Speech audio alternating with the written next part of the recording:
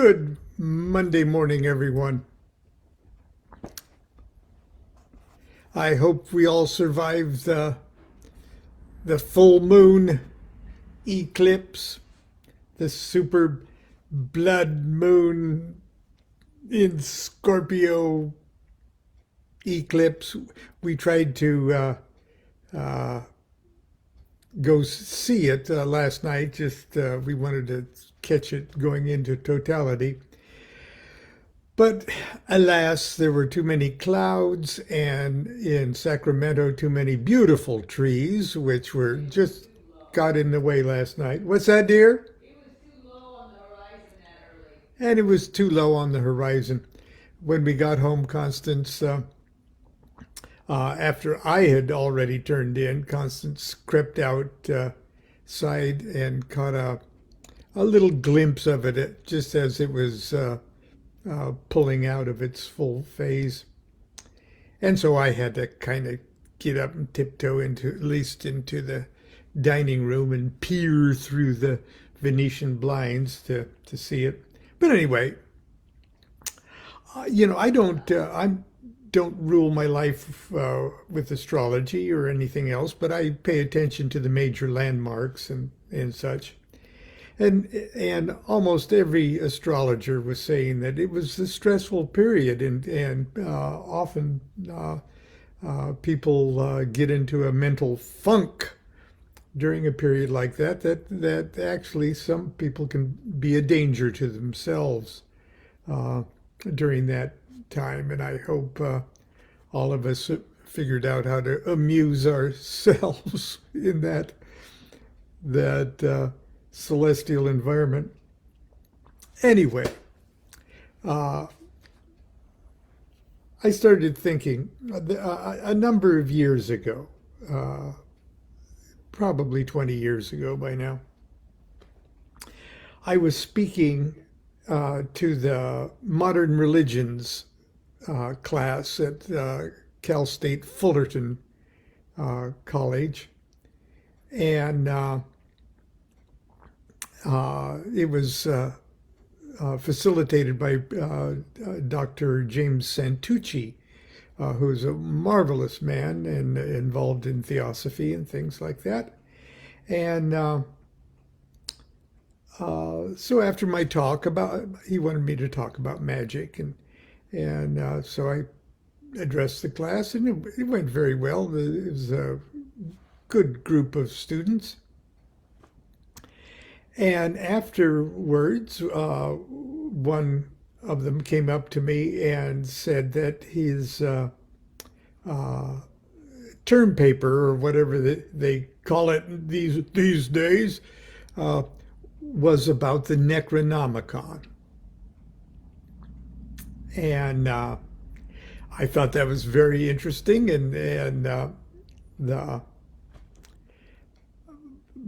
but I soon discovered that he actually was talking about the Necronomicon as if it was a legitimate medieval text or Arab, as if it was historically, empirically real. And now, actually, it isn't. No matter how many beautiful editions of it that you might see, Necronomicons that are marketed as such were actually the creation of a very small, tight-knit team of very knowledgeable and brilliant individuals, long about in the 70s. Okay. I've got an autographed edition, autographed by one of the principals, and I gave it to my son. And I just sort of casually said, well, it's not real. I got an autographed copy myself. I said, it's a modern thing. And it truly was very disappointing for the student to hear. But I wanted to explain to him that just because it was a modern concoction, brilliant as it is and complete and as it is, it's still a modern concoction written by people that were still alive and well. And it was very disappointing, but I tried to get across that just because it's modern, just because it isn't written by the mad Arab, doesn't mean that it's not real. All of this stuff was created by someone, a real live someone. The Lemegeton, 5 books of the Lemegeton, is written by people. People who had organized their brains, their magical universe, to accommodate these characters, complete with their sigils and their descriptions of what they do. It's how somebody organized the universe. Same with the Necronomicon. My dear friend, old and dear friend, Poke Runyon, Carol Poke Runyon, back in 1992, together with Eric Hoffman, wrote the cleverest little poem, and they copyrighted it, so I hope they won't be mad at me for sharing the poem, but I'm going to go ahead and do it, giving full credit to Eric Hoffman and Poke Runyon. And it was from Poke's magical group, the OTA, from their journal, The Magical Musings, spring 1992. And you can find, just Google Poke Runyon and you can find all of this stuff. But anyway, here it is. It's very short. Every few years you will see an ad as well writ as can be, offering for sale a book whose title is the selling hook. It's called the Necronomicon, to summon horrors from beyond, or so 'twas claimed by HPL, writ by an Arab mad as hell. The author, Poor Abdul al-Hazred, was et by demons in Damascus. And how his book survived, don't ask us. Lovecraft's fans, both far and near, have searched for many a fruitless year to find a book of evil spells, but the truth is sad to tell. There ain't no Necronomicon. There is the key of Solomon and a lesser key, Megaton. There's a grimoire of Honorius and other works notorious. Heptameron and Echidron, complete with Tetragrammaton, but there ain't no Necronomicon. Of that, we have no doubt. There's Armadell and Arbatel and other catalogues of hell. There's Picatrix, not pick up sticks, and other books of dirty tricks. There's manuscripts quite Faustian and tablets in Enochian, but there ain't no Necronomicon. And that's a simple fact. Now, because everything was thought up by some guy or some gal sometime in the past, what's to keep you from making up your own? In my book, The Son of Chicken Kabbalah, it's a 3-degree Kabbalah initiation course. As it's written, it's could be used either as the scripts for a small group of people initiating themselves into the secrets of the Hebrew alphabet, at least, uh, or for self-initiation. But at the very end, I have what I call a valediction. And it covers this very subject. As I've repeatedly reminded you, Kabbalah is a system of organizing your mind so that it may more perfectly reflect the universal consciousness of existence itself. And Kabbalistic exercises and meditations are designed to show us how everything in our world is connected to everything else, how everything is a reflection of everything else, and how every idea and thought are connected to every other idea and thought. Modern mathematics offers us a perfectly beautiful and elegant model of what Kabbalists have been working with for centuries, and they call them fractals. Fractals are mathematical phenomena that occur on all levels of nature. Expressed graphically, fractals generate similar replicating patterns at an increasingly larger and/or increasingly smaller scales, each level almost identical to the level above it and to the level below it, evolving or expanding symmetry. You've probably seen artistically stunning computer-generated examples of fractals. The natural laws that are illustrated by fractals are also on display at all times in terms of consciousness. The supreme consciousness of Godhead, if we want to call it that, is the master pattern, and the infinite multiplicity of all facets of manifest creation, including you and me, and the dimensional and objective reality we believe we inhabit, is merely a fractal chain reaction of God consciousness. The primary Hermetic axiom, as above, so below, and the Kabbalistic adage, Kether is in Malkuth as Malkuth is in Kether, only after a different manner, another manner, are explicit declarations of this fundamental truth. Alphanumeric properties of the 22 letters of the Hebrew alphabet are the building blocks of fractal patterns of consciousness.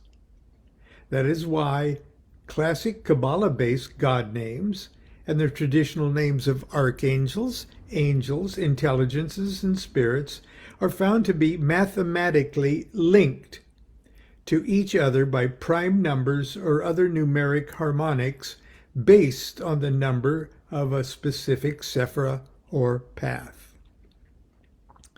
For example, some of the angels traditionally associated with the planetary sphere of Mercury, that's sephira number 8, are the intelligences Tyrael, okay, and I spelled Tyrael out, and it adds to 260, which is the sum of 1 through 8 times 8, or in other words, it was built on 8, divided by 8. Okay, it's a super number. It's a fractal number of 8.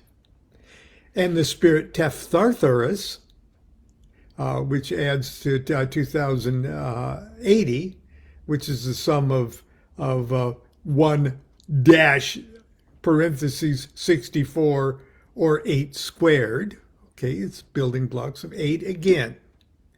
And the two intelligences, Din and Dani, sounds like a teenage duet, doesn't it? Din and Dani, 64 or 8 squared. Okay. So it's all built on 8s, just different expressions. 8s at different levels of the fractal expression of 8.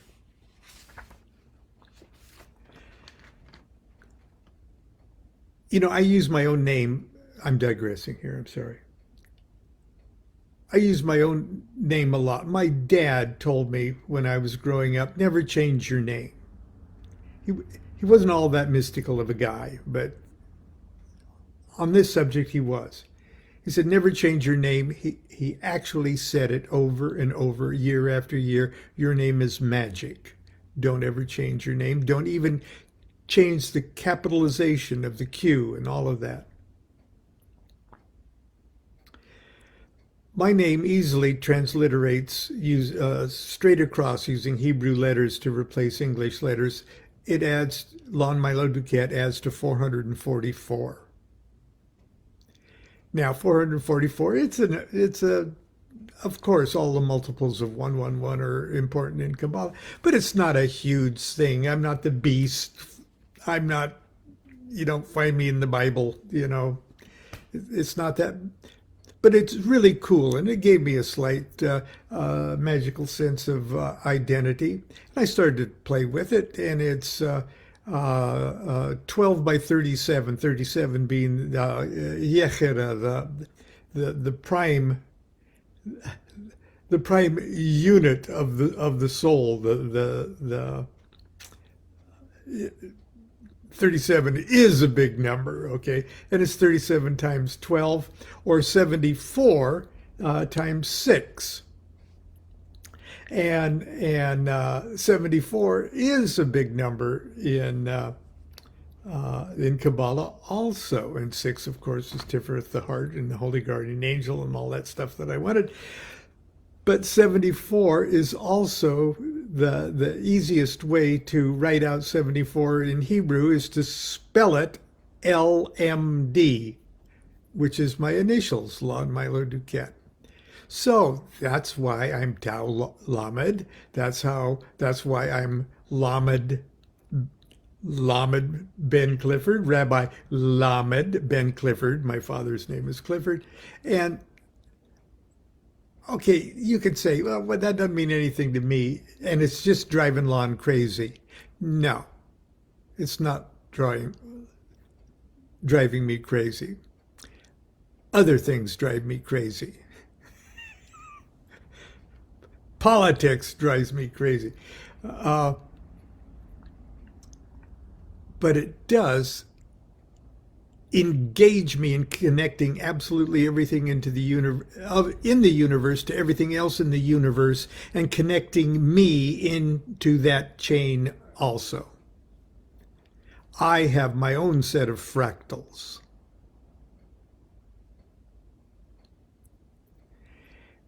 And so do you. Now I'll continue. That was a digression. I'm sorry. Obviously, the number 8 in all cosmic and abstract meanings to all things 8-ish is the common denominator and the tonic note, if you're a musician. It's the tonic note with which these spirits vibrate and harmonize at their specific level. But as you thumb through all the reference books in your library, you'll encounter hundreds of examples where these alphanumeric harmonies do not neatly appear in a consistent manner, especially in dealing with the spelling of Hebrew names, or using Hebrew to, but anyway, I digress. This is to be expected, given the fact that most of our reference books are compilations from multiple sources, written and rewritten, translated and retranslated from Hebrew to multiple languages, all with different pronunciations and renderings in Hebrew. Some are even mixed with Greek and Latin letters, then into English.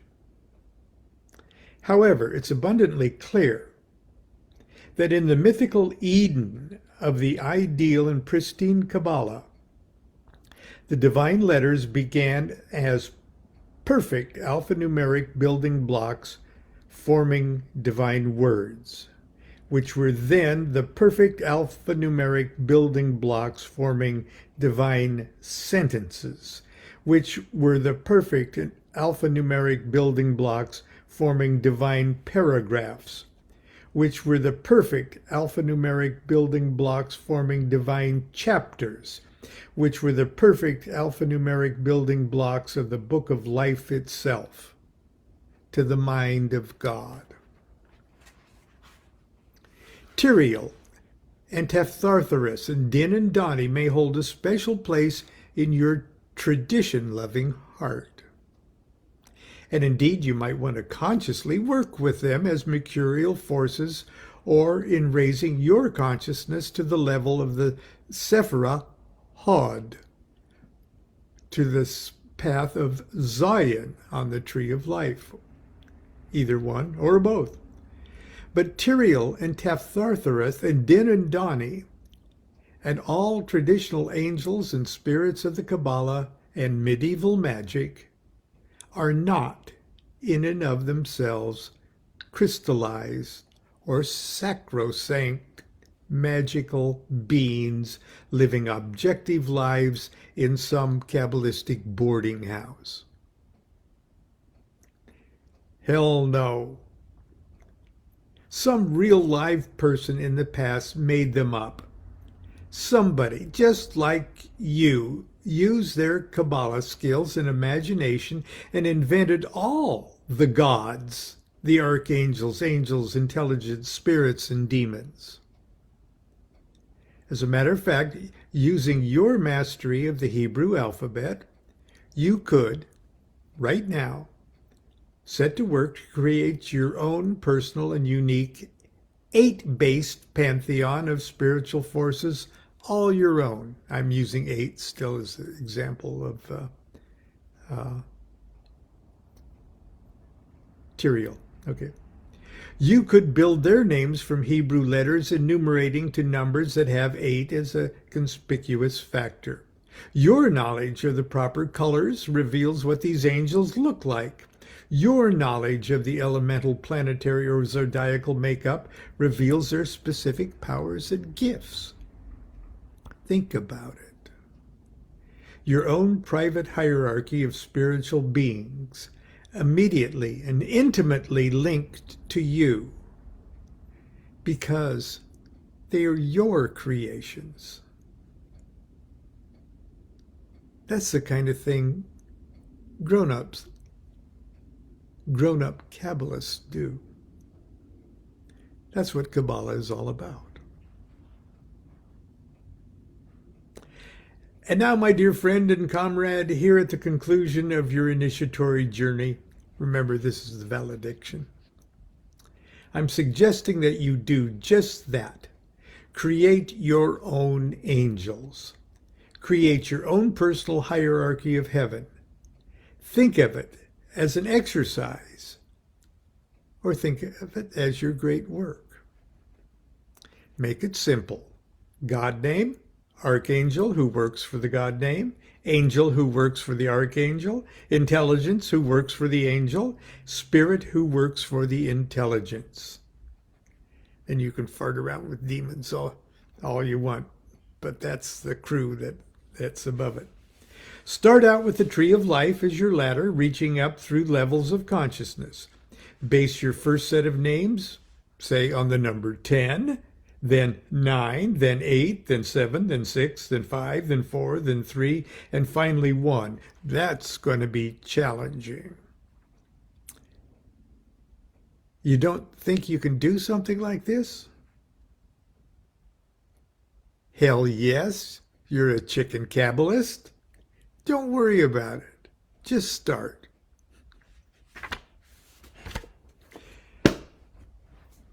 Go forth and create your own heaven and hell. You've already done it anyway. What's that, dear? I said, and don't multiply. And don't multiply. Go forth and be creative, but please, let's start subtracting out there. Until tomorrow, continue to be good to yourself and be good to each other. Do what thou wilt shall be the whole of the law. Love is the law. Love under will. See you tomorrow.